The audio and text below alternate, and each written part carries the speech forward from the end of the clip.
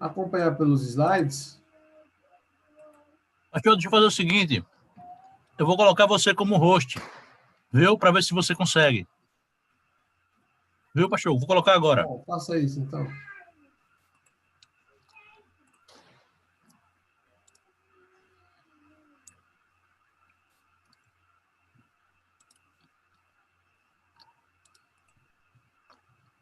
Agora foi, viu? Pronto. Agora foi.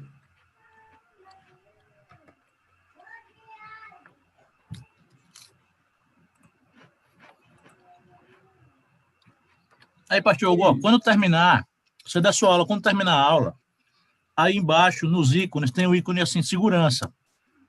Aí, quando você terminar, você habilita a permissão para que os participantes liberem os próprios áudios para a gente poder falar. Para você não ter que ficar liberando de um por um, viu? Ok. Eu vou botar o meu no mudo agora. Beleza. Pessoal, vamos começar nossa aula aqui, apesar desses transtornos.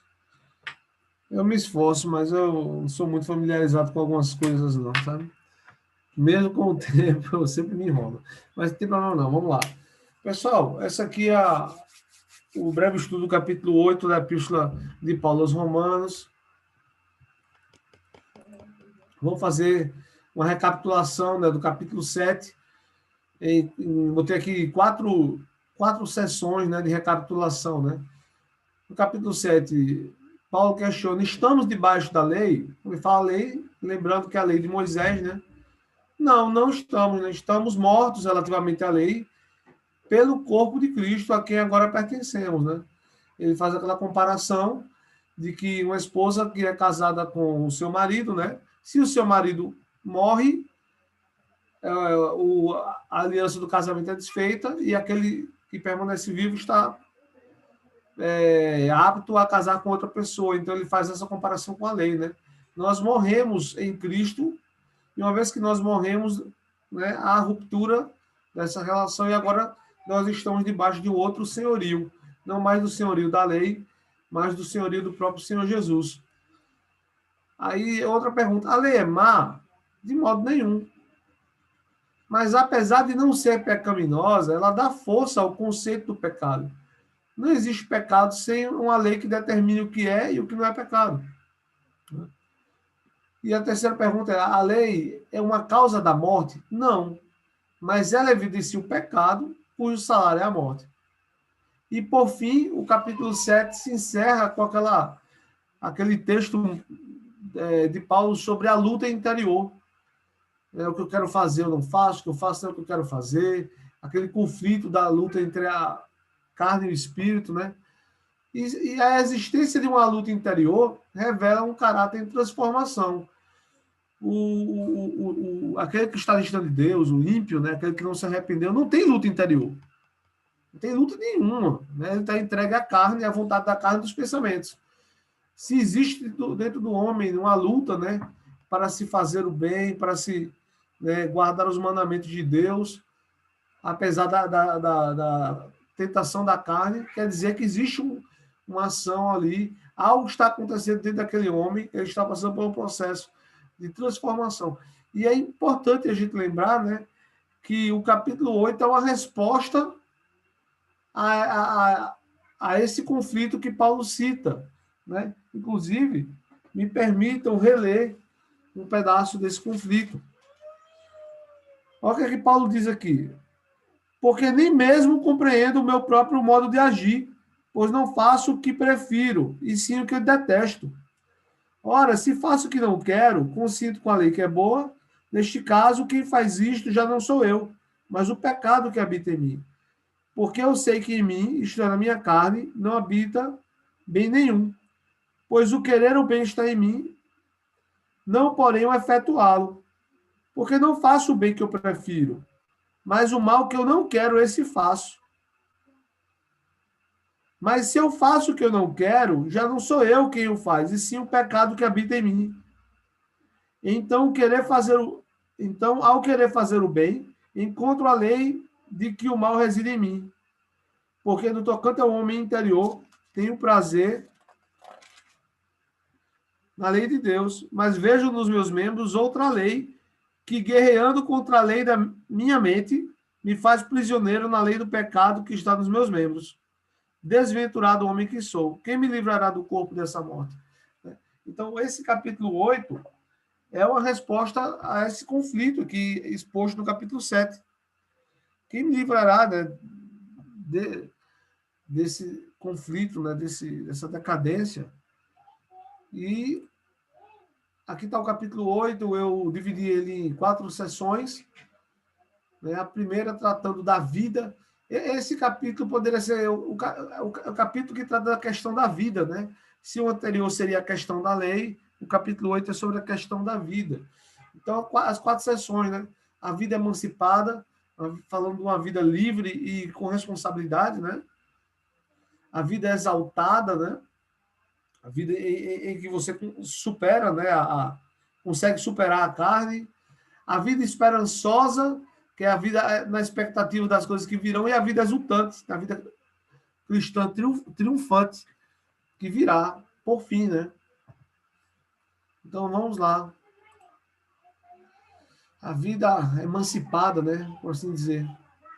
Então, aqui está a primeira sessão do capítulo, do versículo 1 ao versículo 11. Vamos ler juntos. Portanto, agora nenhuma condenação há para os que estão em Cristo Jesus. Lembra que eu falei que esse capítulo 8 ele é uma resposta a essa inquietação que Paulo expressa no capítulo 7? Nenhuma condenação há para os que estão em Cristo Jesus, que não andam segundo a carne, mas segundo o Espírito. Lembra que ele falou que existe a lei de Moisés, mas dentro dos próprios membros dele existe uma outra lei, que é, né? E agora ele fala de outra lei, que ele não está mais debaixo da lei de Moisés, muito menos da lei da carne, mas da lei do Espírito Santo. Porque a lei do Espírito de vida em Cristo Jesus me livrou da lei do pecado e da morte. Porquanto o que era impossível à lei, visto como estava enferma pela carne, Deus, enviando seu Filho em semelhança da carne do pecado, pelo pecado, condenou o pecado na carne. Então, o que a gente entende disso aqui? Ele está naquele conflito, né? Ele vê uma lei operando em seus membros e vê uma lei que o condena por aquele pecado, e ele se pergunta quem vai me livrar do corpo dessa morte, né? Mas ele fala que quem tem Cristo Jesus, sobre ele não pesa nenhuma condenação. Porque aquela pessoa que está em Cristo, ela não anda mais segundo a carne, ela anda segundo o Espírito. Não quer dizer que ela está livre do conflito, né? A princípio, mas que ela vai, dia após dia, vencendo, né?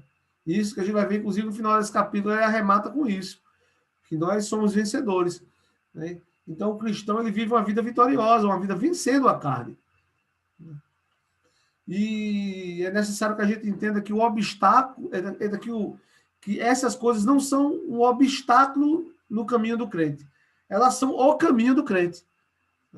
Então, esses percalços, os desafios da carne, não são obstáculos na caminhada do crente, são o caminho. A gente vai passar por isso mesmo. Isso já era previsto, né? Mas agora, dentro de nós, existe uma outra lei, que é a lei do Espírito da vida, que é a atuação do Espírito Santo na vida do crente. Se existe uma atuação da carne gerando morte, mas uma vez que nós morremos com Cristo, nós estamos mortificando a carne, nós só conseguimos fazer isso porque existe o Espírito Santo dentro de nós, nos dando força para vencer e triunfar sobre o pecado, né? Olha só, porquanto que era impossível a lei, visto como estava enferma pela carne. A lei, ela só conseguia dizer para a gente o que está errado, mas ela não conseguia fazer a gente vencer o que está errado. A lei, ela só consegue apontar o que é pecado, mas não nos dá força para vencer o pecado. Mas o Espírito Santo, essa lei que opera em nós agora, essa sim, não só nos mostra aquilo que é errado, né, para que a gente não faça, como ela nos dá força para fazer o certo, né? Isso é o mais fantástico disso, né? Não só mostra o que é errado para a gente, mas nos dá força para fazer aquilo que é certo, para triunfar sobre a carne, para que a justiça da lei se cumprisse em nós, que não andamos segundo a carne, mas segundo o Espírito. Porque os que são segundo a carne, lembre sempre, nesse contexto aqui, carne, gente, são as nossas inclinações para o mal, é a nossa natureza caída, né?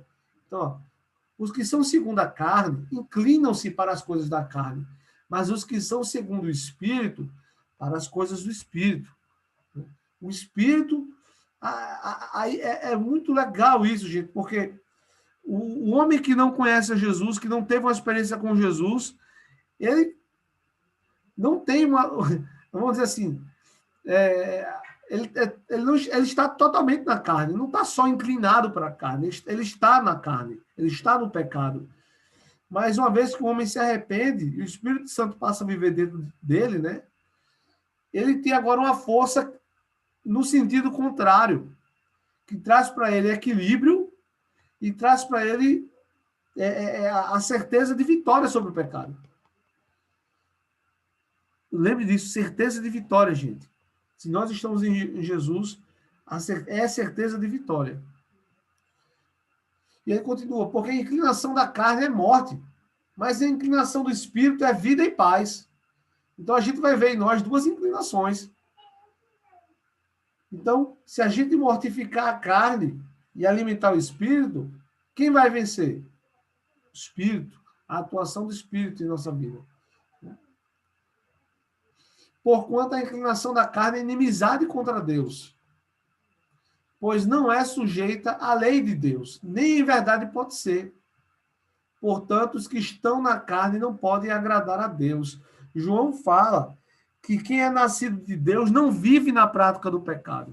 Vê só que coisa interessante que João traz, né? Ele diz, ó, aquele que é nascido de Deus, em outras palavras, aquele que é filho de Deus, não vive na prática do pecado. Aí alguém pode questionar, mas eu ainda peco. Aí ele diz, porém, se alguém pecar, né, eu escrevo para que vocês não pequem, mas se acontecer de por acidente alguém pecar, nós temos um advogado para com o Pai. Isso também é um conceito importante, porque quando você vai a um tribunal, quem defende você não é você mesmo, é o seu advogado. Muitas vezes a gente fica se justificando diante de Deus depois de cometermos alguma irregularidade, né, algum pecado, mas não precisa, gente. A gente precisa de um coração arrependido, um coração sincero que vive em arrependimento. Mas quem defende a gente é o Senhor Jesus, ele é o advogado, é ele que fala por nós. E a gente vai ver mais isso nesse próprio capítulo acerca do Espírito Santo, que é o Espírito do próprio Jesus. E ele continua. Vós, porém, não estáis na carne, mas no Espírito, se é que o Espírito de Deus habita em vós. Mas se alguém não tem o Espírito de Cristo, esse tal não é dele. Gente, o Espírito Santo, sabe aquela música famosa, A Marca da Promessa? Né? A marca da promessa que ele fez, em Efésios, Paulo diz que é o Espírito Santo a marca da promessa. Né? Muita gente cantava essa música, não sabia nem direito o que é a marca da promessa. É o Espírito Santo. O Espírito Santo é o penhor. Ele é a nossa garantia. Então, gente, aquilo que nos garante diante de Deus é a presença do Espírito Santo em nós. Todo aquele que é nascido de Deus tem o Espírito Santo dentro de si. É o Espírito Santo que é o penhor, que é a garantia, que é a marca da promessa. É o selo da promessa, como dizem Efésios, né? Então, ele fala, ó, se é que o Espírito de Deus habita em você. Se o Espírito de Deus habita em você, você não anda segundo a carne. Você anda segundo o Espírito. E se Cristo está em vós, como está em vós? Justamente através do Espírito Santo. O corpo, na verdade, está morto por causa do pecado, mas o Espírito, gente, vive por causa da justiça. E se o Espírito daquele que dentre os mortos ressuscitou Jesus habita em vós, se o Espírito que levantou Jesus da sepultura habita em vós, aquele que dentre os mortos ressuscitou a Cristo também vivificará os vossos corpos mortais pelo Espírito que em vós habita. E aqui é apresentado para a gente um conceito que é um rudimento da doutrina de Cristo, que é o conceito da ressurreição. Quem me livrará do corpo dessa morte? Vai haver um momento em que a carne não vai ser um problema para nós. Por ocasião da ressurreição. Paulo diz que ao soar da última trombeta, Aqueles que estiverem mortos ressuscitarão primeiro, e depois os que estiverem vivos, né, serão transformados. Essa é a doutrina da ressurreição, que é uma das doutrinas rudimentares do Evangelho. Nós cremos que o Senhor há de nos ressuscitar. No caso, aqueles que morreram, e os que estiverem vivos serão transformados. Mas ambos, os mortos e os vivos, passarão pelo processo de transformação para se tornarem a imagem e semelhança de Jesus, inclusive fisicamente, tendo um corpo semelhante ao corpo do Jesus ressurreto, um corpo glorificado. Então, ele deixa claro que, ó, Cristo também vivificará os vossos corpos mortais pelo Espírito. Então, quando isso acontecer, o nosso corpo não terá mais uma inclinação para a morte, mas junto com o Espírito, ele terá uma inclinação para a vida. Amém? Então, gente, olha só, você vai ver nessa sessão aqui, ele falando de uma vida livre da ação do pecado, livre da força do pecado, e uma vida em que você tem poder agora. Agora você pode assumir as rédeas, né? É como eu falei, o homem não nascido de novo, o homem que está entregue ao pecado, ele não tem luta interior, gente, ele está entregue. Mas agora, nós podemos vencer essa luta, porque nós temos o Espírito Santo, ele nos dá liberdade, porque a Bíblia diz, onde há o Espírito Santo, há liberdade, ele nos dá liberdade, nos dá força para vencer o pecado. Vamos continuar. A vida exaltada, essa sessão, né? A vida exaltada. De maneira que, irmãos, somos devedores. Não há carne para viver segundo a carne. Né? A gente tem uma dívida? Tem. Mas a gente não deve nada à carne. Não tem, né? Ela não tem nada em nós que possa reivindicar como sua, né? Interessante que quando Satanás se aproxima do grupo apostólico, Jesus diz, vamos embora daqui, porque o inimigo está se aproximando, e ele não tem nada em mim que possa reivindicar como seu. Né? Então, gente, nós não temos nada em nós que o diabo possa reivindicar como dele. Amém? Nós pertencemos ao Senhor. Então, ó, porque se viver de segundo a carne, morrereis. Isso é certo.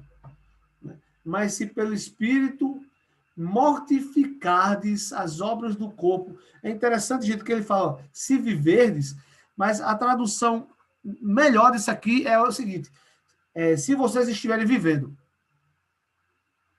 E quando ele fala mortificar, diz, se vocês estiverem matando. Né? Vamos falar desse jeito aqui, então. Porque se vocês estiverem vivendo, segundo a carne, morrereis.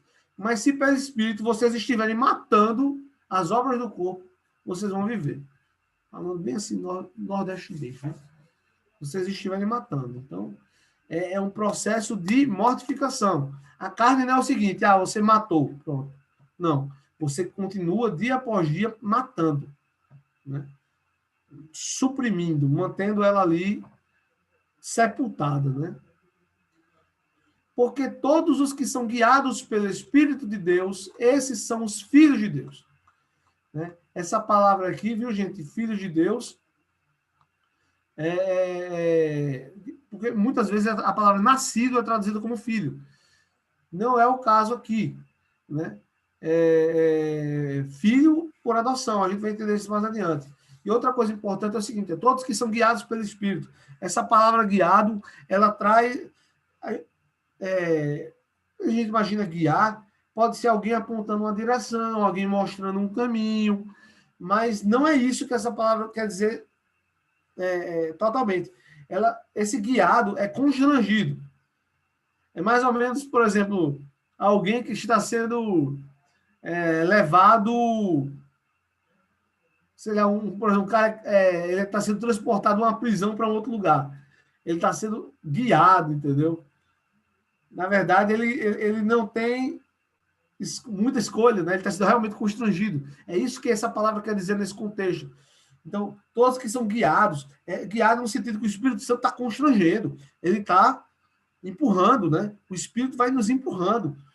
Não empurrando com violência, mas conduzindo mesmo, né? De tal maneira que é uma ação dele sobre nós. Amém? Então, todos que são guiados pelo Espírito de Deus, esses são os filhos de Deus. Os filhos de Deus, eles estão sendo impulsionados por esse poder, conduzidos pelo Espírito Santo para o caminho correto. Porque não recebestes o espírito de escravidão, para outra vez estardes em temor. Isso é uma comparação que a lei de Moisés, né? A lei da carne e dos mandamentos, é uma lei de escravidão, né? Eles eram, de fato, escravos da lei. Mas nós não, fomos chamados para a liberdade, né? Então, na escravidão há medo, na liberdade não há medo.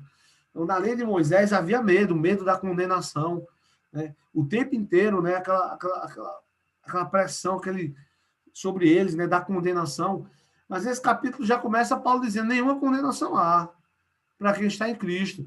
Então, nós fomos chamados para a liberdade, não para viver em temor, né? Porque não recebeis o espírito de escravidão para outra vez estar em temor. Não. O verdadeiro amor lança fora todo medo, é o que está escrito. Eu já conheci cristãos, né? Especialmente cristãos que criam na doutrina calvinista e viviam uma vida de temor, sem certeza da sua salvação, né? Com medo, né? Vivendo aquela, sabe, o medo do juízo. Calma aí, né? Se a gente está em Jesus, não há condenação. Não há condenação sobre nós. Nós temos um advogado para com o Pai. Ele pagou o preço da nossa liberdade. Nós não estamos mais sujeitos à lei da escravidão, mas uma lei de liberdade, né? Então, eu sempre conversar com essas pessoas, eita, e se eles tinham medo dos seus pecados futuros? Jesus morreu pelos seus pecados passados, presentes e futuros, né? Calma aí, né? As pessoas viviam angustiadas. Não. Isso não é uma vida triunfante em Jesus Cristo. Isso é uma vida miserável. Viver desse jeito é viver miseravelmente, né? Viver sempre assustado, sempre com medo. Jesus não chamou a gente para isso, não. Nós recebemos o espírito de adoção de filhos, pelo qual clamamos, Abba, Pai. E é legal, gente, a gente entender essa questão da adoção, né? Adoção de filho. Hoje em dia, né, a adoção de filho não é vista como era vista naquela época de Jesus, não. Gente, a adoção de filho, a adoção, né, no primeiro século, o cara que era adotado, ele podia se achar. Porque para eles tinha a seguinte ideia: não, o fulano é filho natural. Então, o cara gerou ele e ele é filho, beleza. Mas o adotado parte de uma escolha voluntária de quem adotou. Então, o cara foi eleito para ser filho, foi escolhido para ser filho. Então, isso trazia uma conotação muito honrosa. Hoje em dia não tem tanto isso na adoção, essa questão de, poxa, o cara foi adotado por outra pessoa o escolheu. Não tem. A coisa mais assim, foi adotado, tal. Tem o mesmo status? Tem, sim. Mas naquela época, era uma coisa assim, poxa, o cara foi adotado. Isso é um status muito honroso, né? Isso é um status de honra. Você ter sido adotado por alguém, quer dizer que você foi escolhido por aquela pessoa para ser filho. Você não é filho que você nasceu por acidente, né? Porque, eita, nasceu. Não. Você foi escolhido para ser filho. Isso faz toda a diferença, gente. E olha só, não receber esse espírito de escravidão para estar outra vez em temor, mas o espírito da adoção de filhos, pelo qual clamamos Abba, Pai, né? Ele usa uma palavra lá da língua dos hebreus e uma palavra lá dos gregos, né? Porque ele é pai de ambos, né? Não faz distinção. E também ele dá um termo carinhoso, Abba, né? Abba aqui para o Nordeste é o paiinho, né? Fala de carinho, de intimidade, né? Não é aquela coisa, não é só pai porque ele está na posição acima de você, mas também porque existe uma relação, né, de amor entre pai e filho aqui. Isso é sensacional. O mesmo Espírito testifica com o nosso Espírito que nós somos filhos de Deus, né? Isso é muito legal. O mesmo Espírito testifica com o nosso Espírito, dá testemunho que nós somos filhos de Deus. E se nós somos filhos, somos logo herdeiros também. Uma vez que a gente foi adotado, nós nos tornamos herdeiros de tudo. Para quem gosta dos filmes antigos, né, de Hollywood, né, Tem aquele filme Ben-Hur, acho sensacional aquele filme. E naquele filme, o personagem, o Judah Ben-Hur, ele é adotado, né? E você vê naquele filme, é isso que eu tô falando, é uma coisa honrosa, né? Ser adotado. E uma vez que ele foi adotado pelo cara, ele se tornou herdeiro dele. Da mesma forma que nós somos herdeiros de Deus e co-herdeiros de Cristo.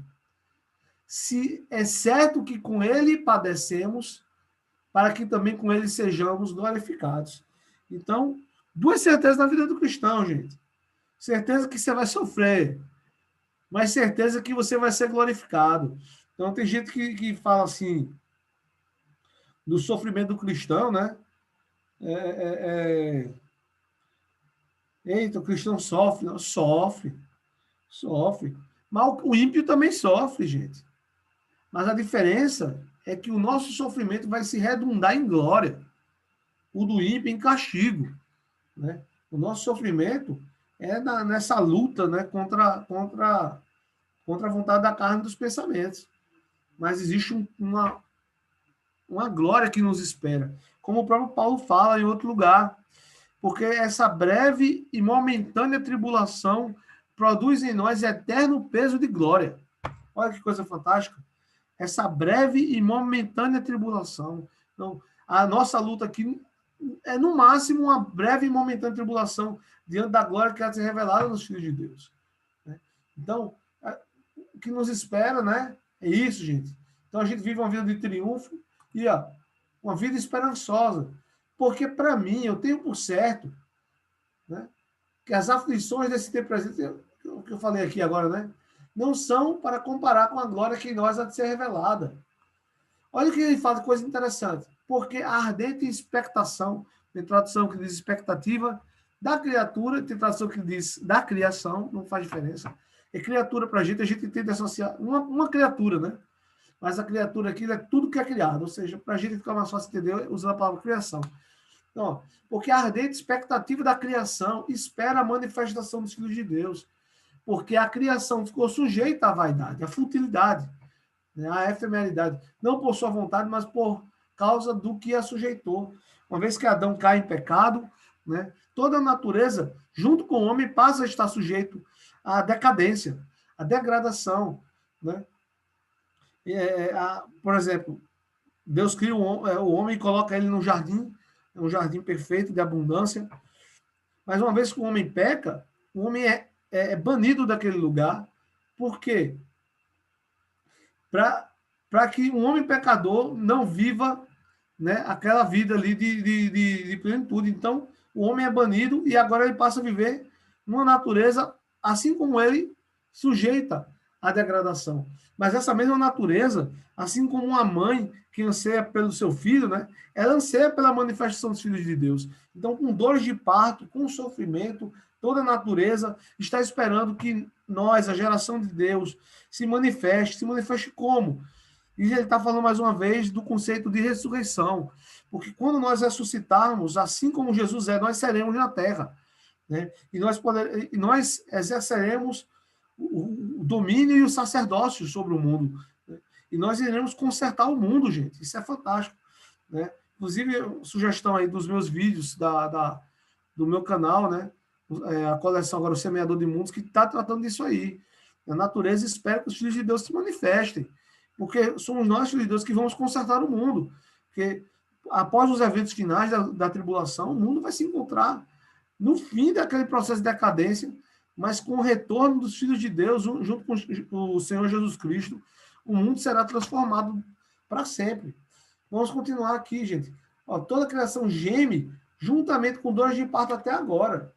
E não é só a criação, não. Nós mesmos, que temos a primícia do Espírito, também gememos em nós mesmos, esperando a adoção, a saber, a redenção do nosso corpo. Estou falando do conceito de ressurreição. Quando nós seremos adotados plenamente, quando esse corpo mortal será revestido de imortalidade. Né? E nós teremos um corpo à imagem e semelhança do Senhor. Vamos continuar. Mas se esperamos o que não vemos, com paciência esperamos. E da mesma maneira, também o Espírito ajuda as nossas fraquezas. É o que eu falei. o homem sem Deus está entregue às suas fraquezas, mas nós não. Nós temos um Espírito que nos ajuda em nossas fraquezas, porque não sabemos o que havemos de pedir como convém. Né? A gente não tem a noção plena do que a gente precisa. Né? Às vezes a gente passa por uma situação e a gente fica achando é castigo de Deus, é o Satanás, e às vezes é algo que o Senhor sabe que nós precisamos, então a gente não sabe o que a gente precisa, a gente não sabe o que realmente é conveniente para nós, a gente não sabe quais são as melhores escolhas a serem feitas, mas o Espírito Santo que está em nós nos ajuda com essas fraquezas, porque não sabemos o que havemos de pedir como convém, mas o Espírito intercede por nós com gemidos inexprimíveis. Essa questão de gemidos inexprimíveis, vou fazer uma comparação aqui, né? Quando o Dante era menorzinho, né? Ele não falava, gente. Então, ele gemia. Eram gemidos inexprimíveis, né? Aquele gemidozinho de bebê, mas a mãe, ela consegue discernir, ela escuta aquilo, não, isso aqui deve ser fome, isso aqui deve ser sede, isso aqui deve ser sono. Então, o Espírito Santo é como se ele fizesse esse papel, ele sinaliza ao Pai, né, as nossas necessidades, né? E aquele que examina os corações sabe qual é a intenção do Espírito, né? Quem examina os corações é o Senhor. O Senhor sabe qual é a intenção do Espírito através dos gemidos. E é ele que, segundo Deus, intercede pelos santos. Então, o Espírito Santo é o mesmo Espírito de Jesus. Então, se Jesus é o nosso advogado, ele é o nosso intercessor, o Espírito Santo é Jesus em nós, rogando ao Pai ao nosso respeito, rogando pelas nossas fraquezas. E inúmeras vezes irmãos relataram experiências em que, dentro de si, eles gemiam, né? Mas eles não entendiam o que era aquilo. Depois eles perceberam que era o Espírito Santo orando por eles. O Espírito Santo ele pode orar por você, pelas suas necessidades. Ele intercede por você. A semelhança de Jesus intercedendo pela vida de Pedro. Né? Pedro lá, nos seus arroubos, né? Falando que morreria por Jesus e tal. E ele nem sabia que Satanás planejava cirandá-lo, peneirá-lo.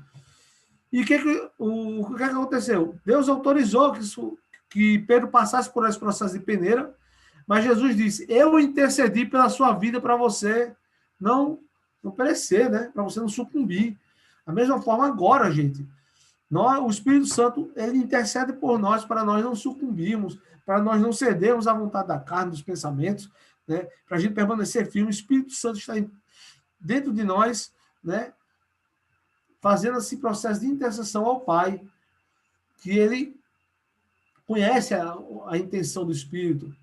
E agora vamos lá, gente. E sabendo que todas as coisas contribuem para o bem daqueles que amam a Deus, daqueles que são chamados segundo o seu propósito. Isso aqui é fantástico. Todas as coisas cooperam juntamente para o bem daqueles que amam a Deus. Então a gente tem plena certeza que se algo está acontecendo, é com a permissão do Senhor, né? Mas mesmo que seja algo muito desafiador, algo muito difícil, o Espírito Santo está conosco para nos dar força, para nos guiar, para nos fazer permanecer, para não permitir que a gente sucumba, né?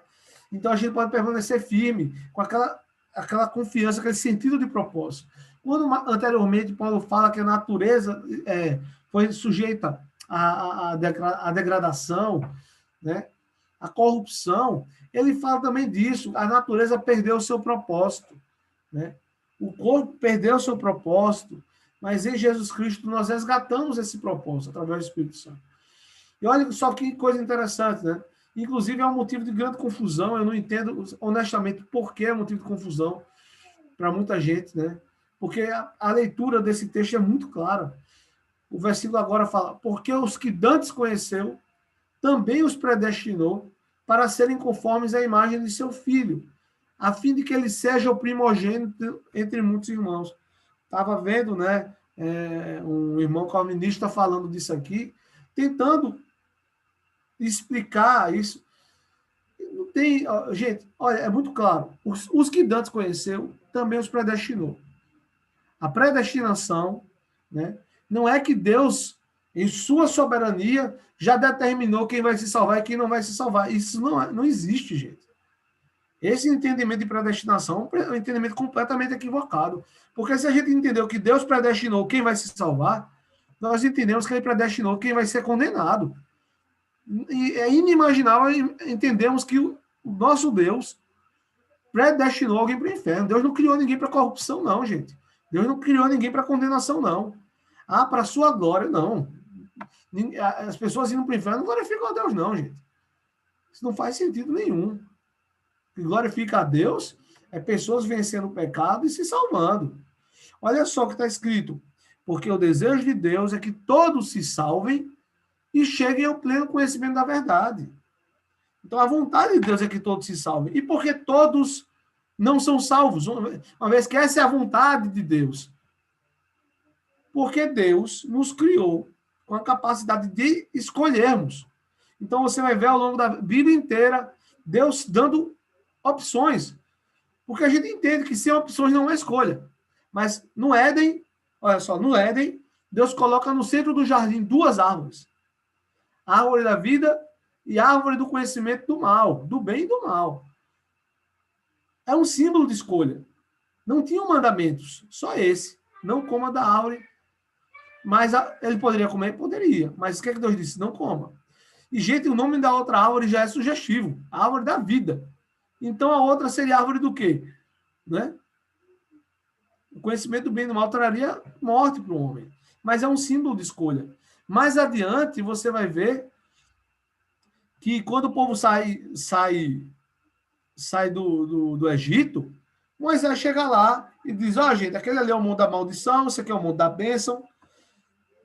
Aí Deus fala, diante de vocês eu coloco a vida e a morte, a bênção e a maldição. Escolhe, pois, a vida. Escolhe, pois, a vida. Aí o cara vai dizer que não existe livre-arbítrio, que Deus terminou tudo que vai acontecer no universo. Não faz o menor sentido. Olha o que o versículo diz. Os que dantes conheceu. Aí o cara falou, não, esse conhecer aqui é amor. Não, gente. Pastor Tiago, que está estudando o grego aí, pode até procurar a palavra e você vai ver que a palavra fala de gnose, fala de conhecimento. De conhecer, não fala de amar. Porque no entendimento os que ele amou antes, ele predestinou. Não. O que antes ele conheceu, também os predestinou. Então, gente, a predestinação que fala aqui é baseada na presciência de Deus. Deus já sabia o que iria acontecer. Por isso ele destinou aqueles que escolheram o amar. Aqueles que... Olha só, gente. Que coisa interessante, ó. Vamos lá. O versículo anterior já deixa claro. Sabemos que todas as coisas contribuem juntamente para o bem daqueles quem? Os que amam a Deus. Porque os que dantes conheceu. Quem foi que ele conheceu antes? E predestinou? Aqueles que amam a Deus. Então, pela sua presciência, ele predestinou aqueles que amariam ao Senhor. Não tem muita dificuldade em entender isso. Aí o cara vai fazer malabarismo teológico, gente, para explicar que esse Dantes conheceu é Dantes amou. Não. É conheceu mesmo. Ele sabia por antecedência. E por isso ele destinou de antemão. E para que a gente foi destinado? Para ser conforme a imagem de seu filho. Esse é o propósito para cada um de nós, gente. Ser a imagem de Jesus Cristo. Ser a imagem do Filho de Deus. Está escrito, quando ele se manifestar, isso em João, primeira epístola de João. Assim como ele é, nós seremos também. Então, gente, e aos que predestinou, a estes também chamou.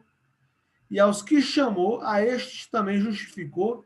E aos que justificou, também a estes glorificou. Olha só, ele fala do futuro usando o tempo passado. Isso fala de certeza. É como esses eventos futuros já tivessem acontecido. Né?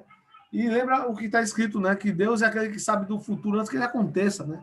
Então, aos que predestinou, também chamou. Aos que chamou, também justificou. E aos que justificou, a estes também glorificou. E a gente vai aqui para a última sessão, que é a vida exultante. Que diremos, pois, a estas coisas? Se Deus é por nós, quem será contra nós? Gente, isso é muito empolgante. Esse finalzinho aqui é... Caramba, se Deus é por nós, quem será contra nós? Sabe, se Deus está do nosso lado, isso me lembra muito de Geazi, né? O discípulo do profeta Eliseu, morrendo de medo, né, dos inimigos que estavam lá naquela cidade, sitiando a cidade para pegá-los. Aí Eliseu ora para que Deus abra os seus olhos espirituais. E ele vê, né, muito mais cavaleiros de Deus do que cavaleiros inimigos. E ele entendeu que maior é o que está ao nosso favor do que o que está contra nós. Né? Se Deus é por nós, quem será contra nós? Aquele que nem mesmo o seu próprio filho poupou, antes o entregou por todos nós, como não nos dará também com ele todas as coisas? Gente, o preço pago por cada um de nós foi uma coisa incalculável. E olha só, sei lá, vou comprar um todinho pro Dante. Sei lá, tá R$2 o todinho. Se eu pago R$2, é porque eu acredito que aquele todinho vale R$2. Já parou para pensar nisso? Quem atribui o valor é quem compra. Eu posso chegar para você aqui e dizer, eu vendo, sei lá, esse cabo de pincel por R$1 milhão. Você só paga se você achar que isso aqui vale R$1 milhão. Qual foi o preço que Deus pagou por nós? A vida do seu próprio filho. Gente, isso é extraordinário. Se você não precisa nem ter filho para você saber, ter noção disso. É uma coisa assim. Então, ele. Olha só que coisa extraordinária. Deus olhou assim e disse: esse homem pecador aqui, ele vale um filho. Ele vale um filho. Deus disse: eu olho para isso aqui parece um homem pecador, mas para mim ele tem valor de um filho. Então eu vou dar o meu filho. E uma vez que ele pagou o valor de um filho aqui, como um verdadeiro investidor, ele resgatou um filho, onde antes só havia um pecador. Né? E quando você multiplica isso por cada um daqueles que entregaram a sua vida a Jesus, ele é o maior investidor, né? Ele deu um filho. E agora ele tem uma multidão, uma miríade incontável de filhos ao longo de todas as eras, né? Mas é aquilo. Ele atribuiu valor a nós, a cada um. E eu tenho certeza, gente, que se fosse só eu, se fosse só você, Jesus morreria na cruz do mesmo jeito. Sabe? Ele não comprou a gente no grosso, não. Ele comprou a gente, cada um de nós. Olha só. Quando você vê lá em Apocalipse falando que Jesus Cristo comprou para o Deus Pai pessoas de todas as tribos, raças, línguas e nações. Você não vai ver lá, Jesus comprou para o Deus e Pai nações. Não. Ele comprou pessoas. Ele comprou indivíduos. Ele não comprou do grosso. Né? Ele comprou um indivíduo. Por isso que eu tenho certeza que se fosse só um de nós que precisasse que Deus entregasse seu filho para morrer, para nos salvar, ele entregaria. Isso é um amor, gente. Isso é um amor extraordinário, gente. Então, se ele não negou o próprio filho, ele vai negar alguma coisa, gente? Ele vai nos dar tudo. Tudo é nosso. Quem tentará acusação contra os escolhidos de Deus? Quem tentará acusação contra nós? Aí você caiu e deslizou. Filhinho, não era para você ter pecado, não. Mas você tem um advogado para com o pai. E Satanás não pode lhe acusar, não. Quem é ele para lhe acusar? Você é o filho de Deus. Né? O escolhido. Quem tentará acusação contra os escolhidos de Deus? Deus justifica você. Se Deus justifica você, você está justificado. Acabou. Quem é que os condena? Só um poderia condenar. A imagem daquela ilustração da mulher pecadora, né? Que Jesus disse, onde é que estão os teus acusadores, né? Quem te condena? Nem eu te condeno, né? O versículo mais famoso da Bíblia é João 3,16. Deus amou o mundo de tal maneira que deu seu Filho único para que todo aquele que nele creia não pereça, mas tenha a vida eterna. Mas o versículo 17 é para mim um dos prediletos. Diz, porque o Filho do Homem não veio para condenar o mundo, mas para salvá-lo. Então, Jesus não veio para nos condenar, veio para nos salvar. Então, quem é que condena? Quem nos condenará? É Cristo quem morreu. Ou antes, quem ressuscitou dentre os mortos, o qual está à direita de Deus e também intercede por nós. Olha só, o Espírito Santo e o Senhor Jesus intercedendo a nosso favor. Quem é que vai nos condenar? E outra coisa, né? Quem nos separará do amor de Cristo? Quem? Olha, é muito legal que ele vai fazendo as perguntas, ele vai respondendo, e a gente vai se empolgando, né? É fantástico isso. Quem tentará acusação? Quem é que pode nos condenar? E quem vai nos separar do amor de Cristo? Tribulação? Angústia? Perseguição? Fome? Nudez? Perigo? Espada? Como está escrito, por amor de ti, somos entregues à morte todo dia, como eu falei. Esse tipo de dificuldade não é obstáculo na vida do cristão, não. Esse é o caminho do cristão. Então, se a gente passar por essas coisas, não acho que é um obstáculo no meio do seu caminho, não. Isso faz parte do seu caminho. E você vai vencer, em nome de Jesus. Né? Ó, por amor dele, somos entregues à morte o dia todo. Somos reputados como ovelha para o matadouro. Mas em todas essas coisas, nós somos mais do que, aí a tradução em português, vencedores. Aí eu fui ler um dia a Bíblia em inglês, e eu descobri que eles têm uma tradução diferente da nossa. Mais do que conquistadores. Aí eu fiquei, e agora? Aí eu fui ler, procurar lá nas referências, e eu descobri que a palavra grega traz a ideia de conquista mesmo. E para nossa linguagem, conquistar e vencer são duas coisas diferentes. Né? Muito diferentes. O conceito é diferente. Então, eu vou usar essa palavra conquistador, que é mais apropriada. Nessas coisas todas, nós somos mais do que conquistadores. Nós teremos domínio sobre tudo isso. Não é só vencer, como a gente vai dominar. Então, por aquele que nos amou. Gente, o amor de Deus é um negócio assim, sabe? E aquilo. Nós temos uma escolha. Existe livre-arbítrio, sim. Existe no homem. Deus deu ao homem a capacidade e a liberdade de escolher se ele vai querer morrer ou se ele vai querer viver. Mas, gente, ele nos amou primeiro. Se nós temos hoje a opção de escolher Jesus, é porque ele nos escolheu primeiro. Se nós hoje podemos dizer que amamos a Deus, é porque ele nos amou primeiro. A ele toda a glória. A ele toda a glória. A escolha do homem não glorifica o homem. Entendeu? Tem gente que acha que o homem não tem escolha, porque se ele tiver, isso vai glorificar. Não. Isso glorifica a Deus. Entendeu? Então, gente,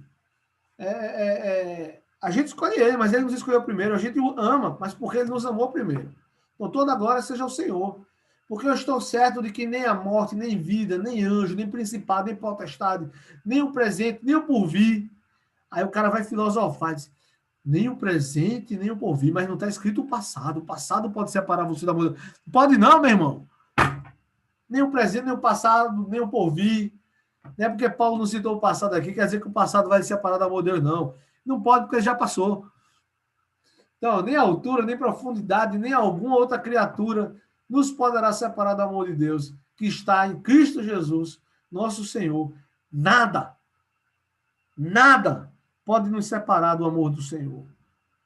Nós podemos nos afastar voluntariamente, por uma escolha. Aí vai acontecer lá o que diz em Hebreus. Olha só o que diz em Hebreus aqui.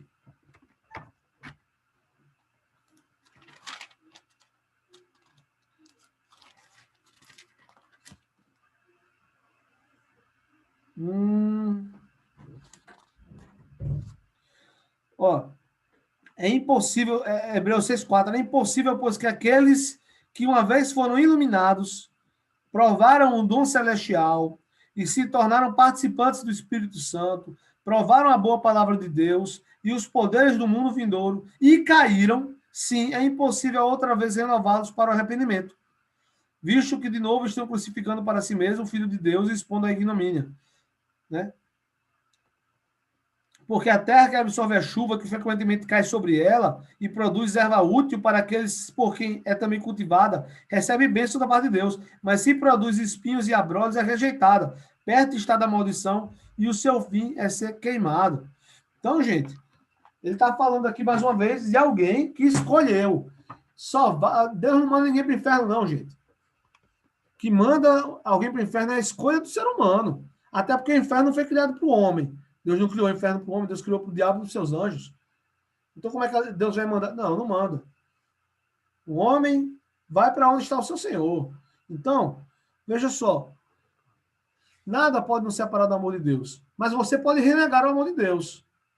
Conselho que não faça, mas ele fala alguém que passou por um longo processo de transformação e que no fim rejeitou. Gente, isso não é alguém que caiu em pecado, como a gente já falou antes.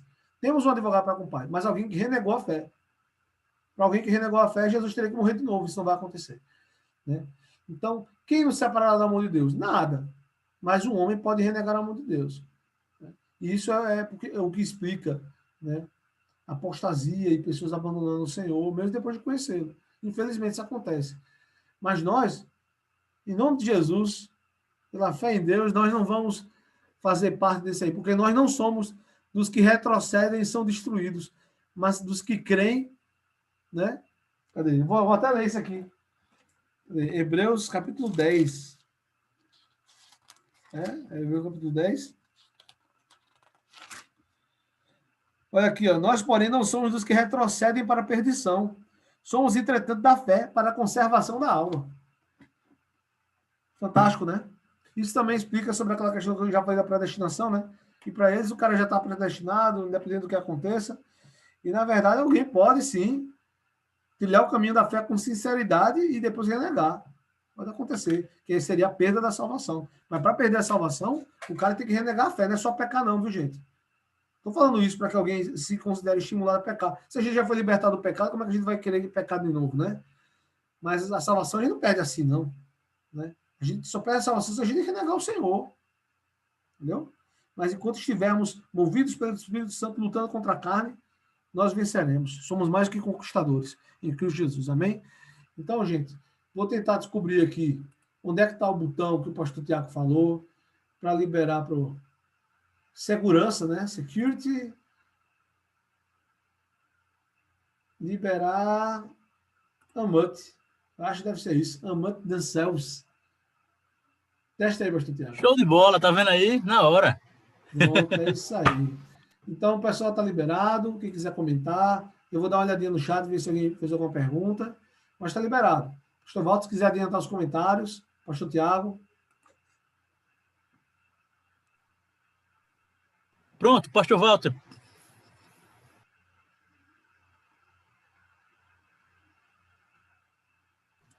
Libera o áudio do senhor, pastor. Viu? Já pode liberar, o senhor mesmo. Eu diria, eu estou bestificando. É só uma brincadeira, mas eu estou maravilhado. Cara, a palavra do Senhor, na unção do Espírito. Rapaz, como é bom você conhecer a essência de determinadas coisas pela segurança que isso traz para você. Né? Então, essa aula foi magistral. Glória a Deus.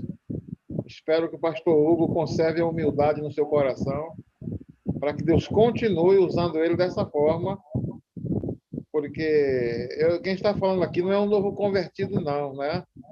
Porque quando a gente é novo convertido, tudo é muito empolgante demais, a gente fica maravilhado com as descobertas que a gente faz, mas quem está falando aqui é um velho, um homem que já está há 49 anos na fé, né? Que já leu a Bíblia, já leu tratados, diversas coisas, e eu estou tão maravilhado como se fosse um novato descobrindo, né, a roda.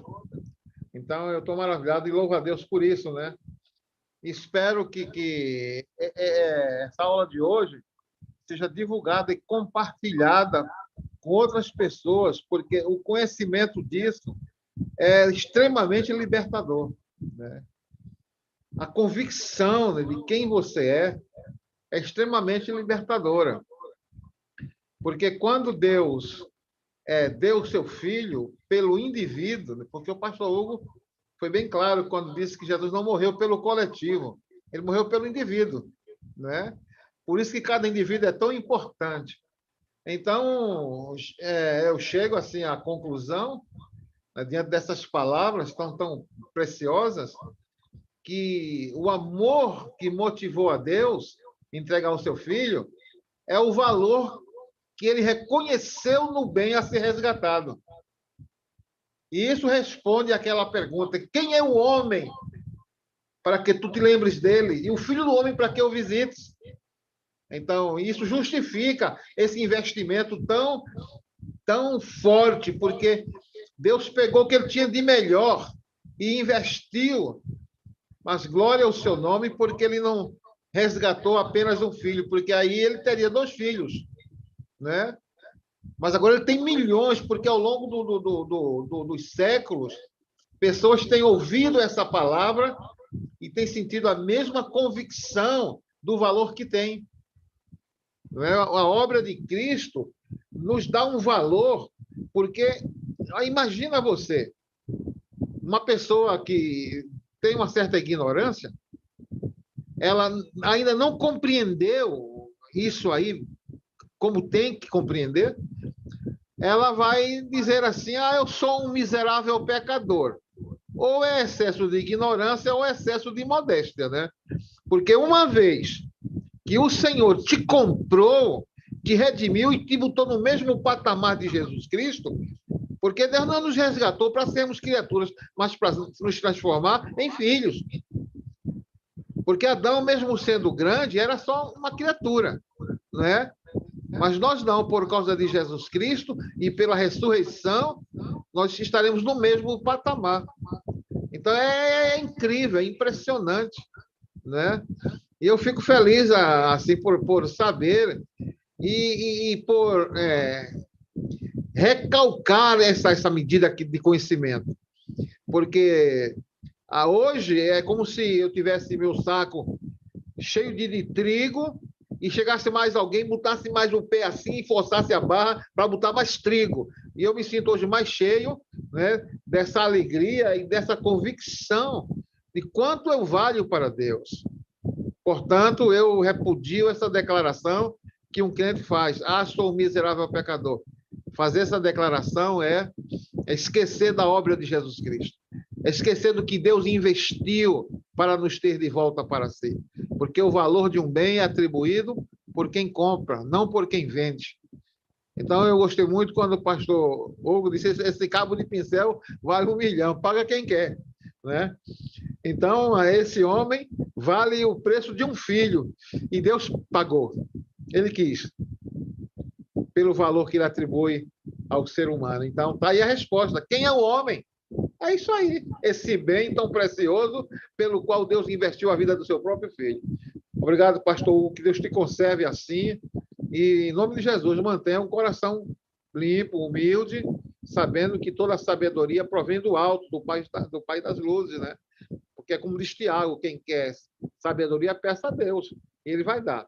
Quero aproveitar e dizer para o pastor Tiago, né, que o seu filhote está uma gracinha, e eu vi a sua mão enorme, né, a mão enorme do pastor Tiago nas costas do Julinho, e isso falou muito forte comigo, né, como símbolo de amor e proteção.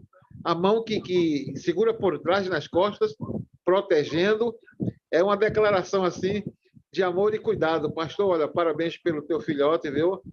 Ele é muito fofo. Eu estou ansioso para iniciar assim uma amizade com ele, né? Já que até agora ele não me conhece assim, já me viu algumas vezes, né? Mas não temos nenhuma intimidade. Eu estou ansioso por ser amigo íntimo do seu filhote, viu? Assim como nós somos. Um abraço.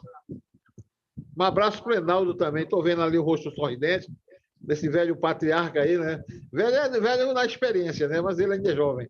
Mas é um patriarca mesmo.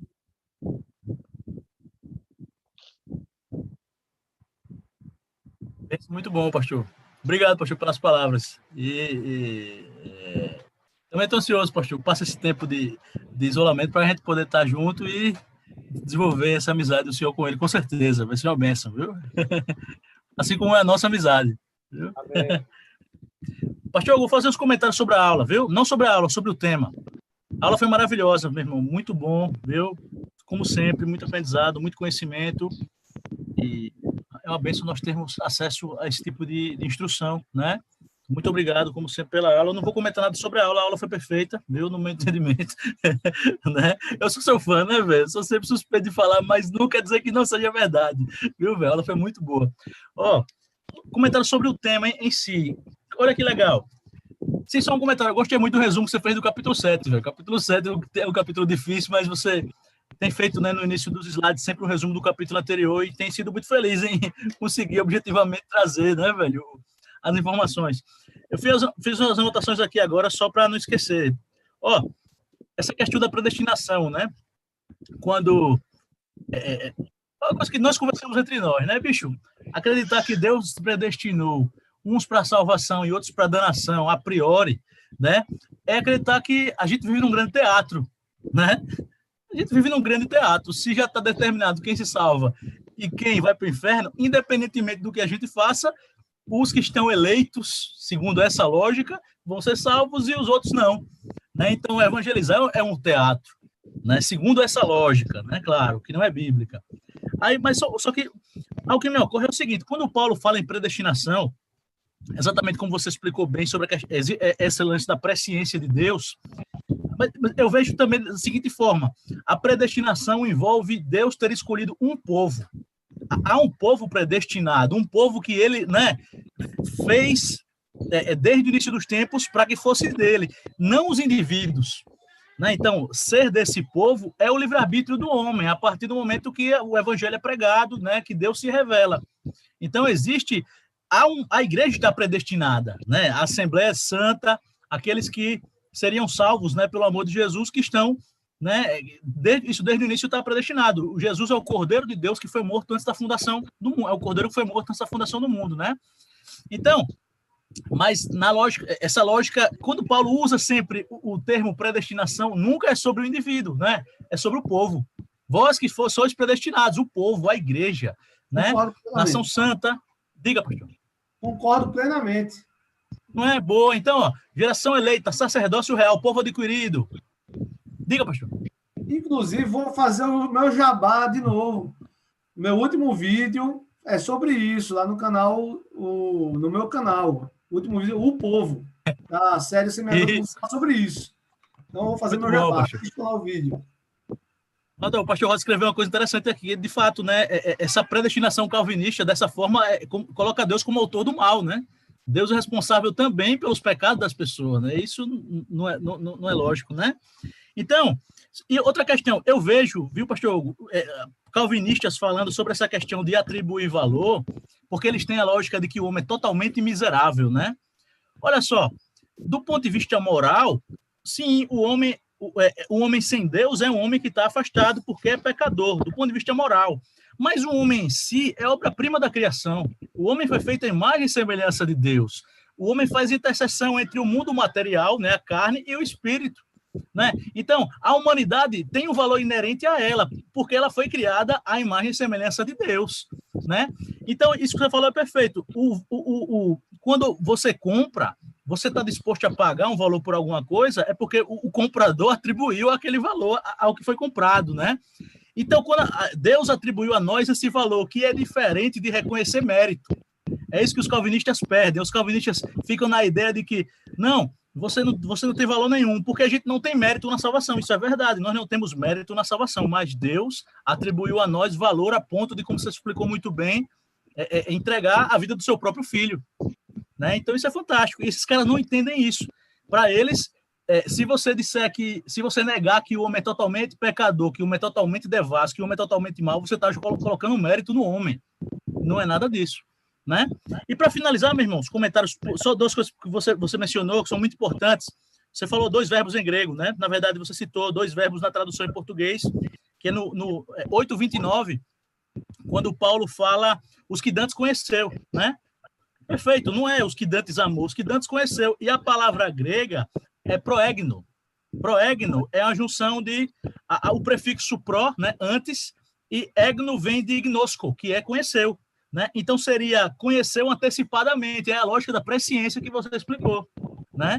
Então é isso, não é, como você explicou exatamente, não tem nada a ver os que ele amou antes e esses foram predestinados, né? Não, Deus, pela sua presciência, já tinha conhecido, né? Então o verbo é proegno. E no 8:37, o mais que vencedores, que realmente todas as traduções em inglês apresentam mais que conquistadores, né? More than conquerors. E no grego a palavra é upergnomen, que são 2 palavras também, uper, que é mais, né, de onde vem super, por exemplo, né? E nikal, que é o verbo que é de vencer, conquistar, na verdade, né? Esse verbo nikal, que tem a ver com uma vitória avassaladora, né? Tem a deusa Nike, né, da mitologia grega. Então esse verbo nikal tem a ver com isso, de vitória, mas nesse sentido que você explicou, de conquista, viu? Então só para trazer realmente, né, para os irmãos que de fato os termos gregos trazem exatamente esse sentido que você explicou aí, tá bom? Então, pastor, parabéns pela aula. E é isso, falei demais. Valeu. Tem uns comentários. Os comentários do pastor Rodas aqui, ó. Isso, no chat o pastor Rodas comentou algumas coisas aí.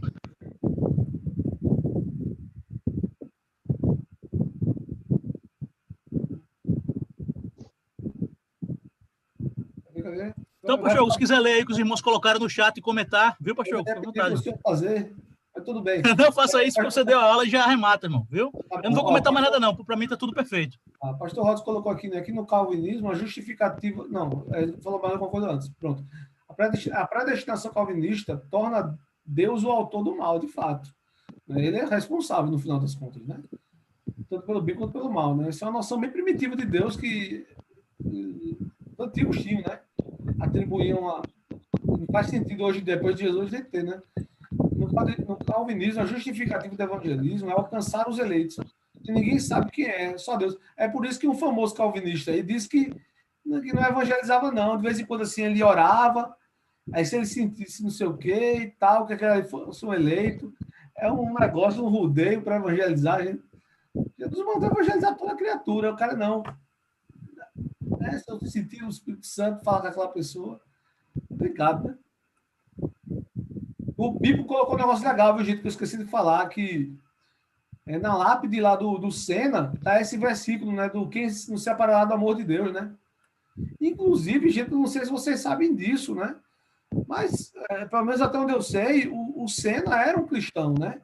E mesmo com suas idiosincrasias, né, com as suas peculiaridades, eu acredito que podemos encontrá-lo na eternidade, né?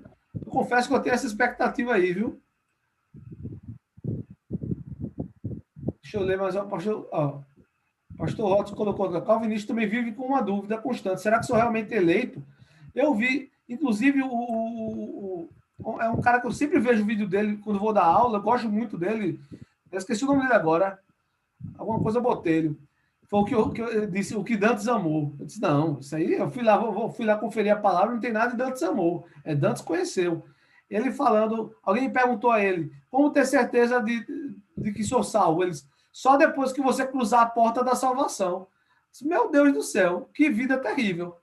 Né? Ele consegue dar um rodeio para tentar justificar isso, mas não tem como justificar, gente. É uma vida de sofrimento. Imagina você não saber que é salvo, você não saber se no final das contas você não é um eleito. Cara, é complicado, gente. É complicado. Então o cara nunca sabe, né? Ou então pastor, tem aquele cara que sabe demais, né? Eu vi um vocalista de uma banda de rock conhecida nossa, né? Ele falou, não, agora que eu sei que eu sou eleito, não sei o quê. Pô, esse aí tem convicção de que ele é, né? Tá bem, né? É complicado. Mas, gente, a aula foi essa aí, né? Agradeço a participação de todos vocês. A gente fala essas coisas, gente, não é nada contra o calvinista, viu, gente? É contra a doutrina do o calvinismo em si, não é o calvinista. O calvinista é nosso irmão em Cristo, né? Está com as ideias meio bagunçadas, né? Corre sério risco de tropeçar em muitas coisas, né? Se passar, mas isso não quer dizer que o cara não é nosso irmão, né? Tanto que esse pastor aí, eu sempre vou conferir lá os vídeos dele. Mas quando eu vejo um negócio que não está de acordo com a palavra de Deus, eu vou pela palavra de Deus, né? Então, gente, só para deixar claro, viu, gente? Né? Para nenhuma... nada contra o indivíduo, o irmão em Cristo que pensa desse outro jeito, né? O Senhor pode esclarecê-lo, né? Ao longo dessa caminhada. E mesmo se o cara não se esclarecer, se pelo Espírito Santo ele tiver a marca da promessa, né? Ele vai se salvar no final das contas. Então é isso aí, pessoal. Já chegamos. Eu já demorei mais do que eu esperava.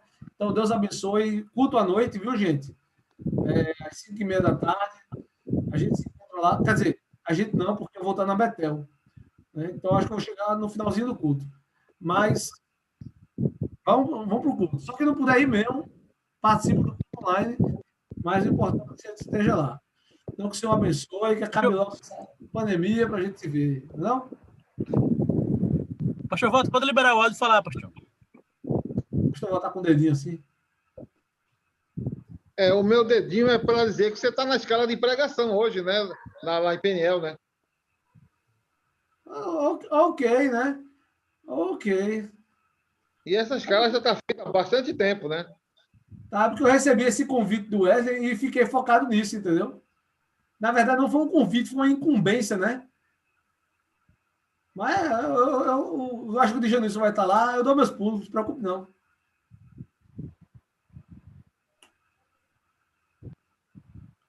Beleza, Então gente. vamos Então é orar para isso encerrar, aqui. né? Vamos encerrar. Bênção. Ora aí. Bora aí, pastor Hugo, então, pode orar para a gente Tá bom, encerrar, né? então vou orar. Pai, muito obrigado por esse momento. Te agradeço pela vida de cada irmão que participou dessa reunião. Que o Senhor nos dê um dia de paz em tua presença, Pai. E que à noite nós possamos nos encontrar, Pai, para que sejamos ministrados pelo Senhor, Pai. Muito obrigado, em nome de Jesus. Amém. Amém. Tchau, pessoal. Valeu. Valeu, pessoal.